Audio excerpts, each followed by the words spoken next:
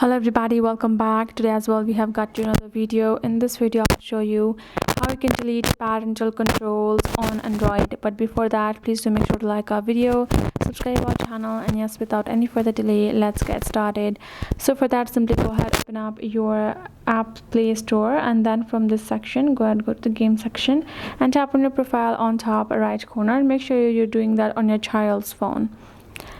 Then simply go ahead, access the family settings that you have added, and then once you access the family settings over here, you can see from this section you're going to tap on this option of settings, and then you're going to tap on family, which is the parental control and parent guide section. You can see parental controls has been turned off. So what you're going to do is you're going to tap on parental control from that section, and it has been turned on like that. You're gonna have to enter the pin to even turn it off as well.